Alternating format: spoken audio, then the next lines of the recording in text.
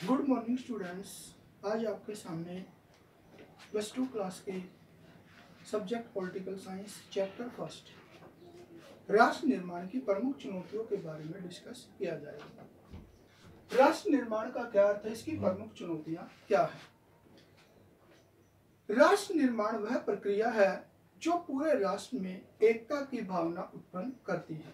यानी कि जो राष्ट्र निर्माण की प्रक्रिया है वह देश के सभी लोगों के मन के अंदर जो है एकता की भावना पैदा करती है तथा पूरे राष्ट्र के लिए निष्ठा का एक ही केंद्र विकसित करती है और सभी देश के सभी लोगों के लिए जो है भक्ति का एक ही जो है केंद्र निश्चित करती है, ताकि जनता संकीर्ण भावनाओं का परित्याग करके पूरे राष्ट्र को अपनी भक्ति तथा निष्ठा का केंद्र माने। जो लोगों के मन के अंदर संकीर्ण भावनाएं होती हैं, जैसे क्षेत्रवाद की भावना, जातिवाद की भावना और इसके साथ साथ जो है भाषाई आधार पर भावनाएं, इन सब को त्याग कर देश के प्रति प्रेम की भावना जो है पैदा करना ही जो है राष्ट्र निर्माण की प्रक्रिया कहलाती है।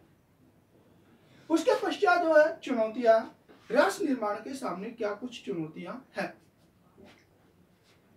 भारत को लगभग स्वतंत्र हुए 73 वर्ष हो चुके हैं, लेकिन अभी तक हम एक आदर्श भारत का निर्माण नहीं कर पाए हैं। लेकिन इसका कारण यह है कि हमारे देश के सामने जो समस्याएं हैं, जो चुनौतियां हैं, उनको सॉल्व अभी तक नहीं कर पाए हैं, जिसकी वजह से हम एक आदर्श भारत का निर्माण नहीं कर पाए हैं। जो चुनौतियां हैं वो देखिए। सबसे पहला है जातिवाद की चुनौती। जातिवाद राष्ट्र निर्माण के मार्ग में सबसे महत्वपूर्ण तत्व जो है जातिवाद की भावना है। भारतीय राजनीति जातिवाद पर आधारित है। आज हमारे देश के अंदर जो राजनीति होती है वो जातिवाद के ऊपर होती है।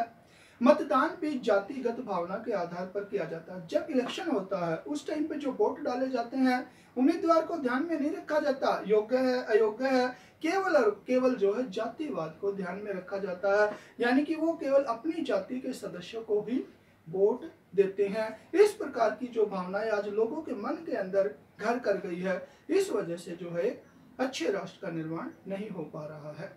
दूसरा क्षेत्रवाद, भारत की सांस्कृतिक एकता को न पहचानने के कारण जनता में जो अज्ञानता फैला हुआ है, यानी कि भारतीय संस्कृति को आज लोग नहीं पहचान रहे हैं, अज्ञान है, उसका लाभ राजनीतिक उठाने के उद्देश्य से राजनीतिक क्षेत्रीयता की संकुचित भावना को पैदा करते हैं। उसका लाभ जो है चतुर जो राजनीतिज्ञ हैं वे उठा लेते हैं, लोगों के मन के अंदर जो है क्षेत्रवाद की भावना पैदा कर देते हैं, जिसकी वजह से लोग जो है देश को भूल के केवल अपने क्षेत्र के बारे में ही सोचता है और ये क्षेत्रवाद की भावना भी जो है भारत की एकता के लिए बहुत बड़ी समस्या बन चुकी है। इसके बाद आपका तीसरा असंतुलित विकास। असंतुलित विकास भी भारत की राष्ट्रीय निर्माण में महत्वपूर्ण बाधा है। आज भारत के अंदर जो है सभी क्षेत्रों का एक जैसा विकास नहीं हो पा रहा। आप देखते हैं हरियाणा, पंजाब, उड़ीसा, बिहार वगैरह, तो बिहार का जो है इतना डेवलपमेंट नहीं हो पाया जितना कि हरियाणा, पंजाब का हो रहा है।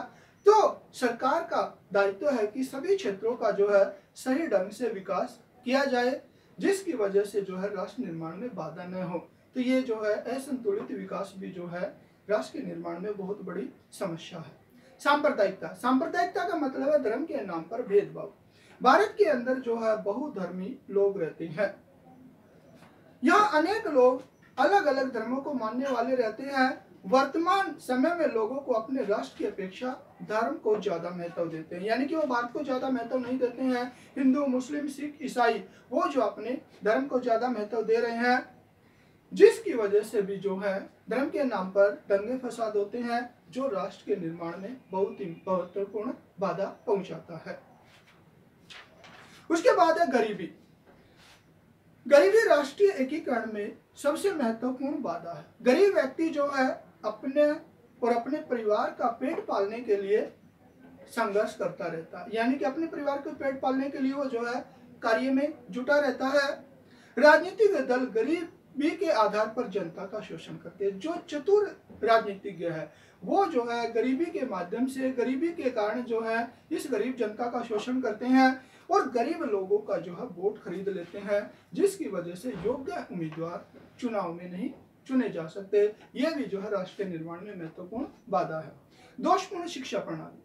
भारत की शिक्षा प्रणाली दोषपूर्ण है, यानी हमारे देश के अंदर जो शिक्षा दी जाती है उसमें भी काफी दोष पाए जाते हैं। हमारी शिक्षा प्रणाली विद्यार्थियों में चरित्र निर्माण तथा अनुशासन स्थापित करने में सफल नहीं है।